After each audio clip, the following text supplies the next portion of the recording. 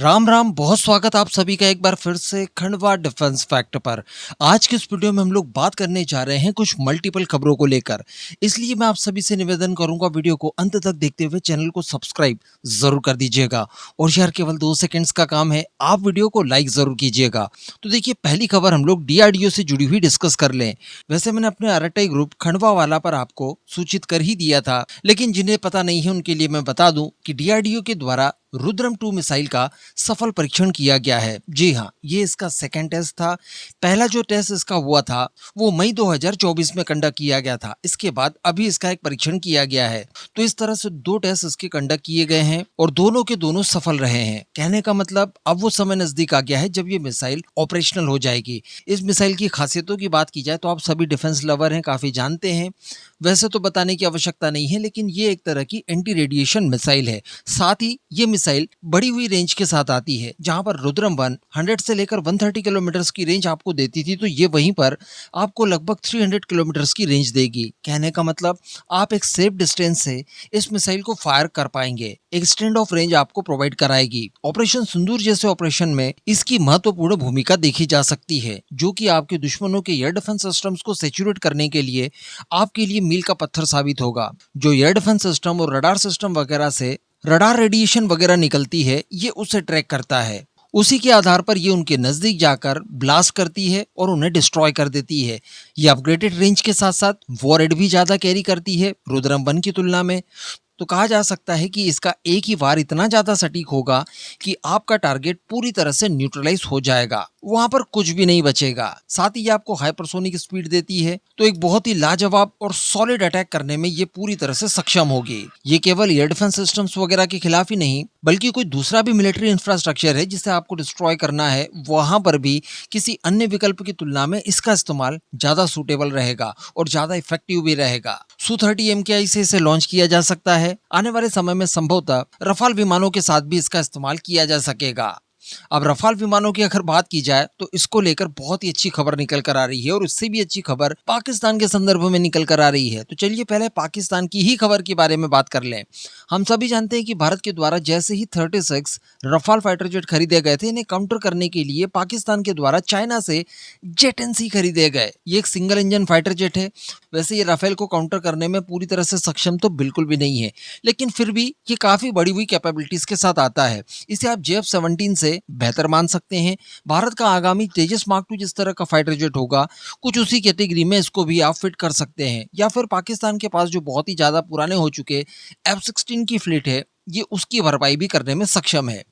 इसी का इस्तेमाल इन्होंने ऑपरेशन सिंदूर में भारत के खिलाफ किया था। PL-15 इसी से लॉन्च की थी और कोई विशेष इसका इम्पैक्ट देखने के लिए मिला नहीं। रिपोर्ट्स तो कई तरह की आई थी जो फर्जी साबित हुई थी बाद में, कि इन्होंने रफाल को किल किया था, लेकिन ऐसी कोई भी पुख्ता जानकारी या पुख्ता सबूत अभी तक हम सभी जानते कि निकलकर सामने नहीं आया। लेकिन फिर भी कहा जा सकता है कि इसकी अगर एक बड़ी फ्लीट पाकिस्तान के पास रहती है तो ये काफी उसे भारत के खिलाफ मदद कर सकता है। एक दावा इसको लेकर यह भी किया जाता है कि ये दरअसल इजराइल के लावी जेट की कॉपी है, जो आप इस समय अपनी स्क्रीन पर देख रहे हैं। इजराइल ने भी अपना खुद का फाइटर जेट डिजाइन किया था F-16 के आधार पर, लेकिन उस समय अमेरिका ने इसे साकार नहीं होने दिया। और इजराइल के पास चूंकि पैसों की कमी थी, तो बताया यह जाता था कि चाइना के द्वारा इजराइल से इसका पूरा डिजाइन वगैरह खरीद लिया गया। उसी के आधार पर जेट एनसी इन्होंने तैयार किया है। तो बहुत बुरा तो नहीं, लेकिन हाँ, एक ठीक ठाक कैटेगरी वाला ये फाइटर जेट है। लेकिन बताया यह जा रहा है कि चाइना के द्वारा पाकिस्तान को बचे हुए 16 जेट एनसी लड़ाकू विमानों की जो डिलीवरी थी, इस पर रोक लगा दिया है। जी हाँ, और इसके पीछे कारण बताया जा रहा है भुगतान संबंधित मुद्दों का समाधान न निकल पाना, यानी इनके द्वारा पैसे नहीं दिए गए, तो इस वजह से इन्हें और फाइटर जेट की डिलीवरी चाइना के द्वारा रोक दी गई है।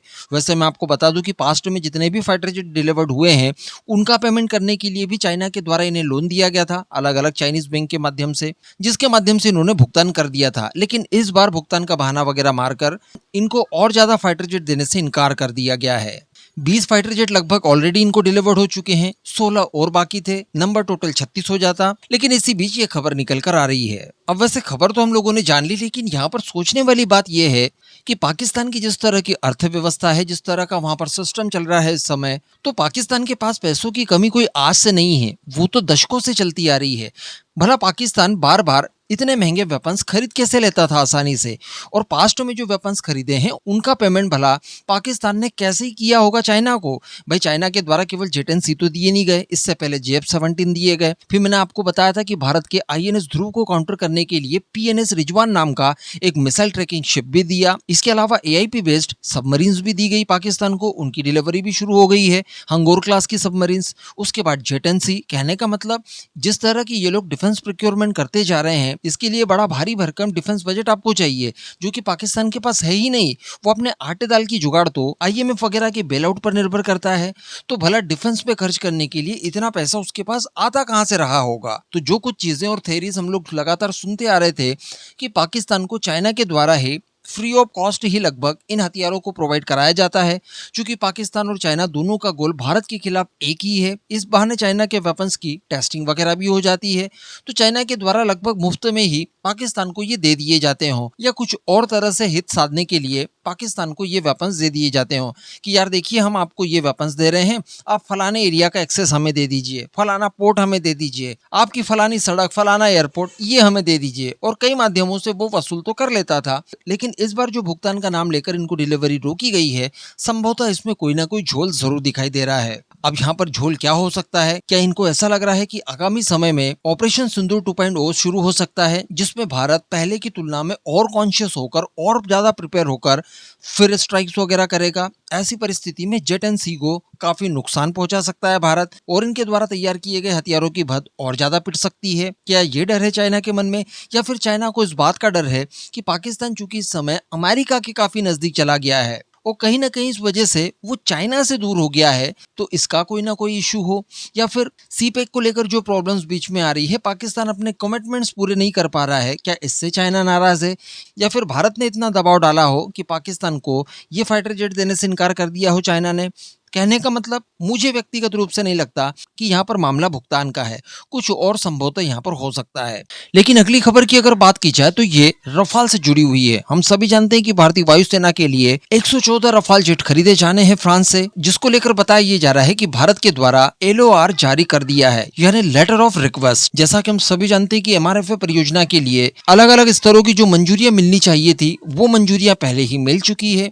इसके बाद कुछ बची हुई फॉर्मेलिटीज को पूरा करके फाइनली हमें इस डील को साइन करना है। तो इसके लिए ही बताया जा रहा है कि LOR जारी कर दिया गया है। लगभग 3.25 लाख करोड़ रुपए की ये डील होगी, जिसके तहत 114 रफाल फ्रांस से खरीदे जाएंगे। बताया ये जा रहा है कि अगले 2 से 3 महीनों के अंदर भारत के द्वारा ये जो LOR जारी किया गया है, इसको लेकर जवाब दिया जाएगा फ्रांस के द्वारा। दोनों के बीच में कीमतों को लेकर निर्धारण किया जाएगा, यानी नेगोशिएशंस चलेंगे। इसके बाद इस डील को साइन कर लिया जाएगा। बाकी की चीजें हम जानते हैं कि लोकल मैन्युफैक्चरिंग का प्रावधान है इसके अंदर, साथ ही इसमें इंडिजिनस कंटेंट का भी इस्तेमाल किया जाना है। शुरुआत में जितना अवेलेबल होगा वो तो किया ही जाएगा, लेकिन बाद में धीरे धीरे इसे बढ़ाकर 50% के प्लस लेकर जाया जाएगा। साथ ही भारत का जो वेपन पैकेज है उसका इंटीग्रेशन भी इसके अंदर हर हाल में चाहिए होगा। तो यहाँ पर इस तरह की सभी खबरों का खंडन होता है जो पास्ट में लगातार आती रही, और इस डील को लेकर कहीं ना कहीं एक भ्रम की स्थिति भारतीयों के मन में पैदा करती रही। देखिए मैं आपको शुरुआत से कह रहा हूँ कि भारत और फ्रांस के बीच में ये डील होगी ही होगी। एक तो हमारी स्क्वाड्रन स्ट्रेंथ कम है, दूसरी बात रफाल से ज्यादा अच्छा विकल्प हमारे पास दूसरा उपलब्ध है ही नहीं।